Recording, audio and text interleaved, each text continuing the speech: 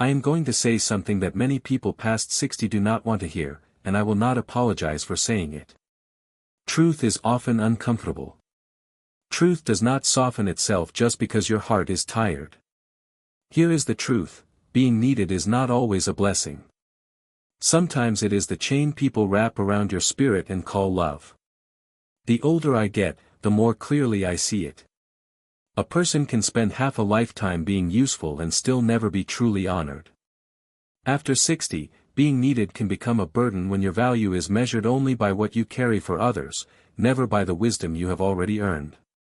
If people only reach for you when they need your hands, your money, your time, your back, your silence, then they are not receiving your elderhood. They are consuming it. My grandfather was living proof of that truth. He was not a tall man, but he stood like an old cedar that had learned how to survive hard winds without bending for every passing storm. His shoulders were square. His hands were heavy with work, the knuckles thick, the palms scarred, the fingers always slow and exact, as if every motion had to deserve its place in the world.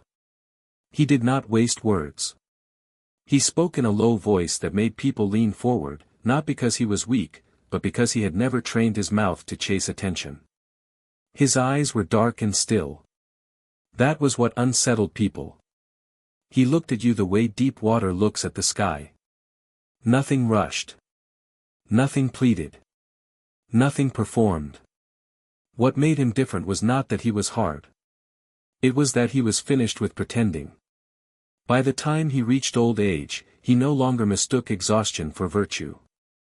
He no longer called self-erasure kindness. He no longer believed that a good elder must remain available to everybody who had failed to govern themselves. People respected him, yes. Some feared him too. Not because he shouted. He almost never did. They feared that he would tell the truth in one sentence and leave them standing there with no place to hide.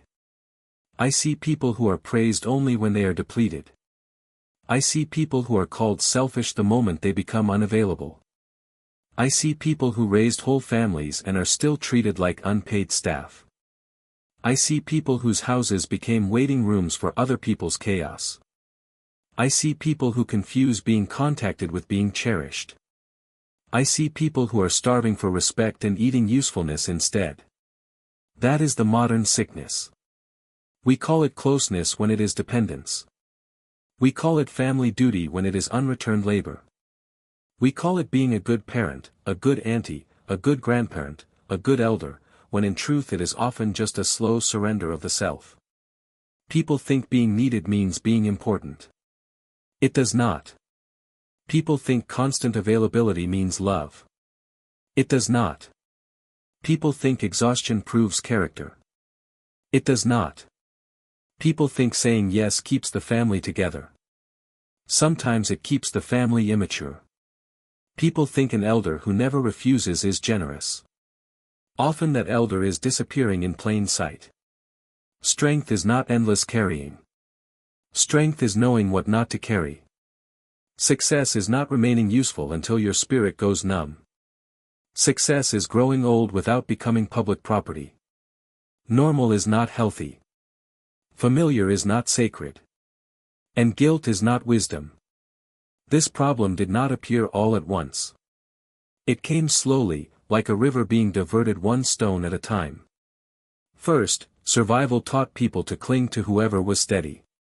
Then hardship taught children to lean too long on the strongest back in the room. Then history broke whole communities, and broken people began mistaking endurance for destiny. Many of our old people came through years when resting was dangerous, when every pair of hands had to be working, when grief was swallowed because there was no time to kneel beside it. Then those habits hardened. The hand that fed everybody became the hand everybody expected. The shoulder that carried everybody became the shoulder nobody thought to relieve. And in native families, there is another wound inside that wound. Too much was interrupted. Too much was taken. Language. Land. Ceremony. Role. The chain between generations was not only stretched. It was struck. Many elders were never shown how to age in dignity because the pattern before them had already been damaged. Many adults were never taught how to receive wisdom without also extracting labor. So what happened? The old people became babysitters instead of teachers. They became emergency funds instead of memory keepers. They became transportation, housing, conflict absorbers, and silent witnesses to disrespect. One stone at a time. One expectation at a time. One guilty yes at a time. Daniel said he was helping. Maybe once or twice, he was. After that, he was interrupting consequence. He was standing between a man and the hard teacher he needed. Years passed that way. The son grew older but not stronger. He grew more practiced at need. That is a dangerous skill. Some people become masters of helplessness because someone nearby keeps rewarding it. Then Daniel had a small stroke. Not enough to take his speech, but enough to slow his right side and tire him quickly. For the first time, he needed help himself. The son, now well into middle age, did not know how to give it. Not because he was cruel. Because he had been trained, year after year, to receive.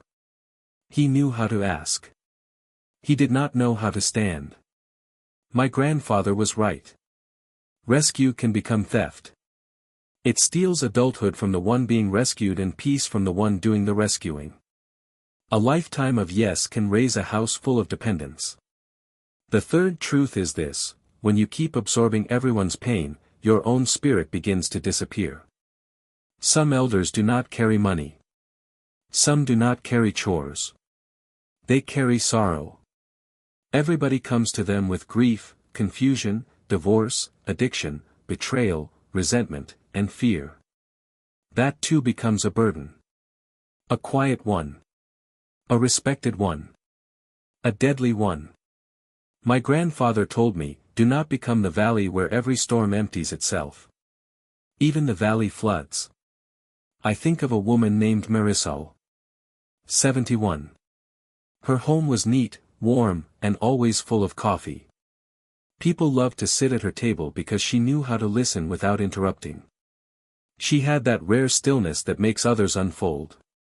Her niece told her about a failing marriage. Her cousin told her about a drinking problem. Her granddaughter confessed panic attacks. A neighbor came with cancer news. Another came with shame about a son in jail. Marisol listened to everybody. She prayed with everybody. She soothed everybody. But nobody asked Marisol where all those sorrows went after the door closed. They went nowhere. They stayed in her body. In her sleep. In her blood pressure. In the ache behind her eyes.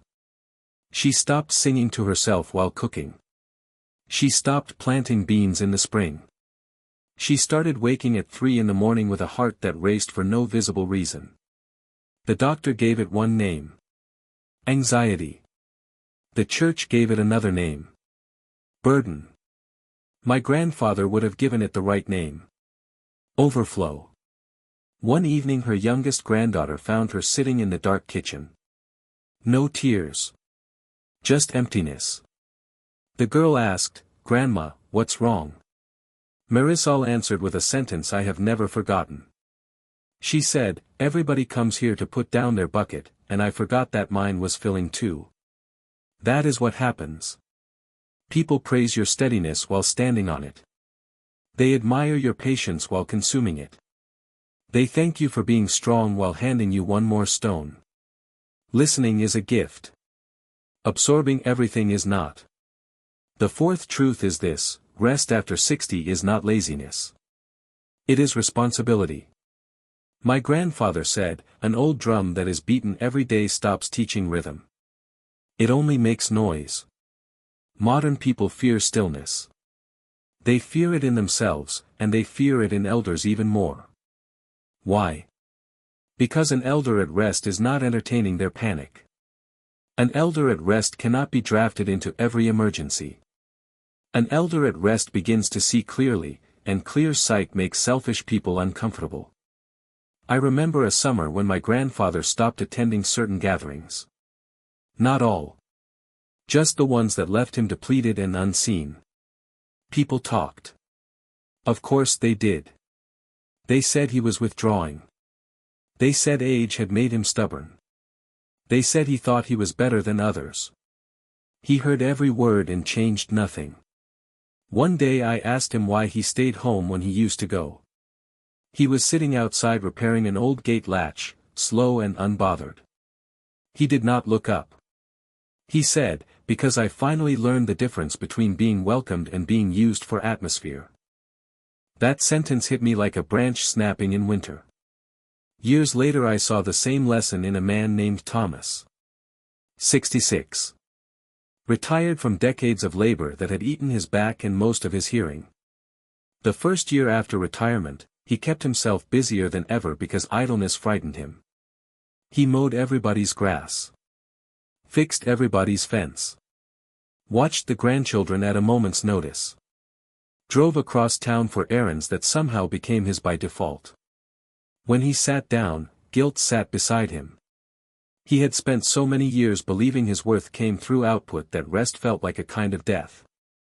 Then his body answered him. Sharp pains. Sleepless nights.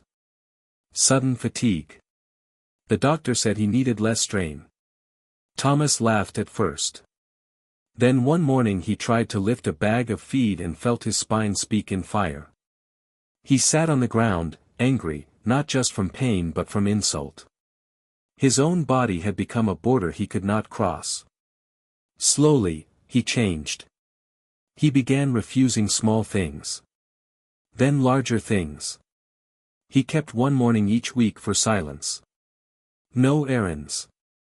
No calls returned. No explanations. He started fishing alone again. Not to catch much. To remember himself. 6 months later, he looked different. Not younger. Better. His face had space in it. His voice had depth again. Rest is not the reward for usefulness.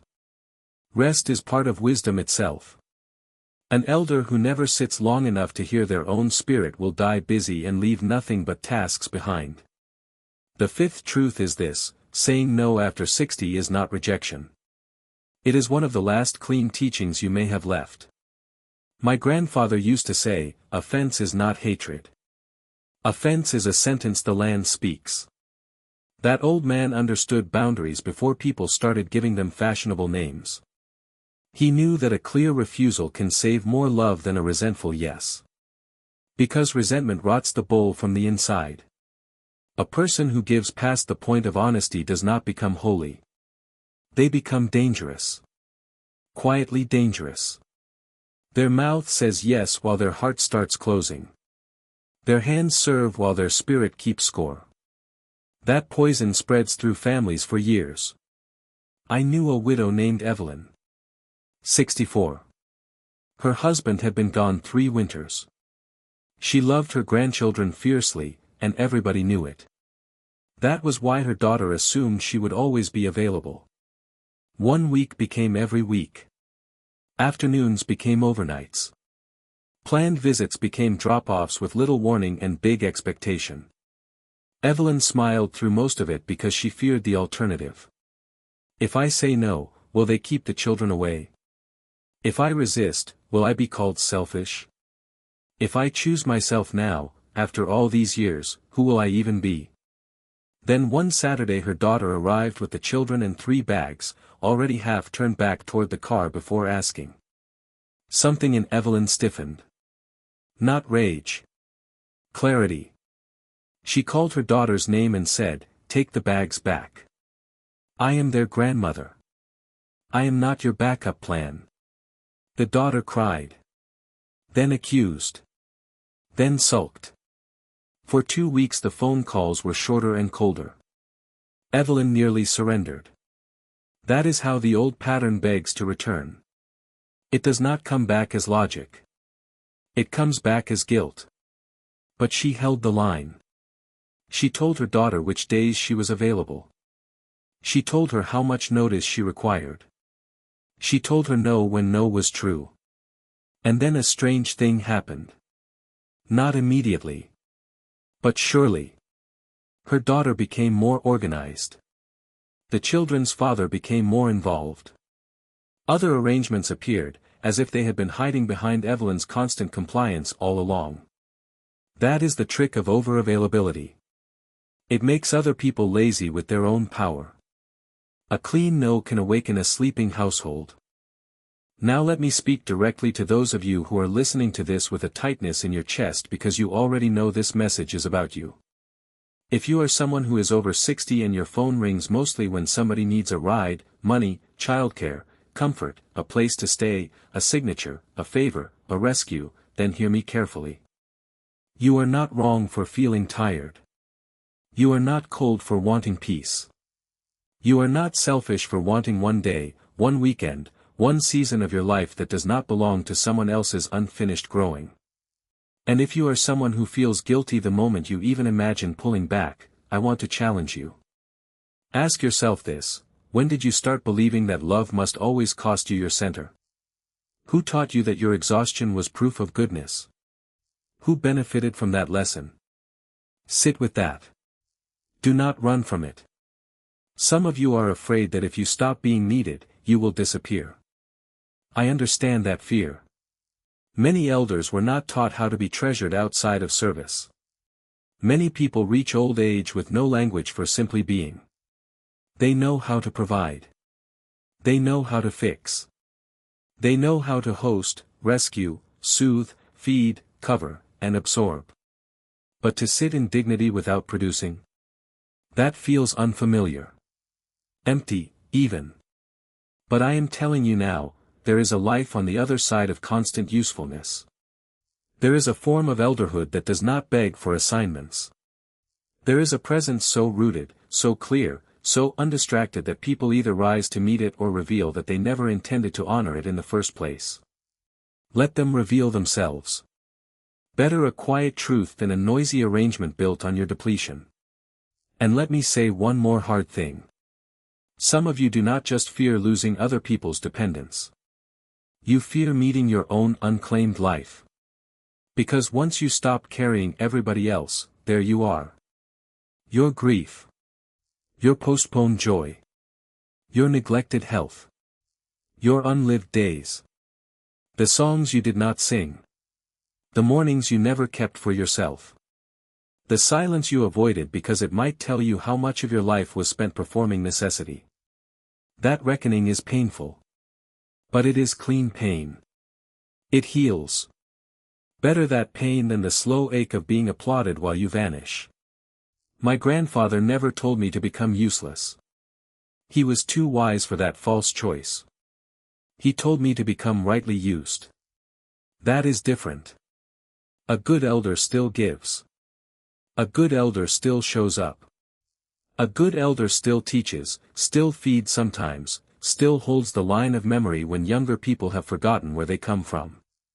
But a good elder does not offer themselves as a permanent bridge for people committed to remaining on the wrong side of the river. That is the distinction many people miss. Give from surplus. Not from erosion. Help with purpose. Not from compulsion. Teach with boundaries. Not with self-destruction. Love people. Do not let them live on your spine.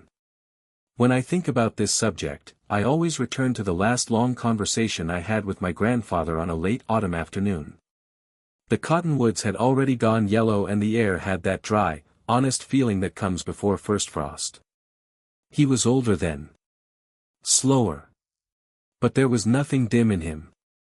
We were watching the creek move around stones, never arguing with them, simply shaping itself with quiet authority.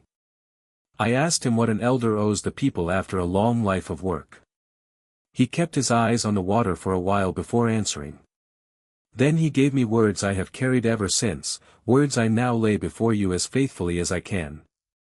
My grandson, do not become a river that every thirsty fool believes he owns.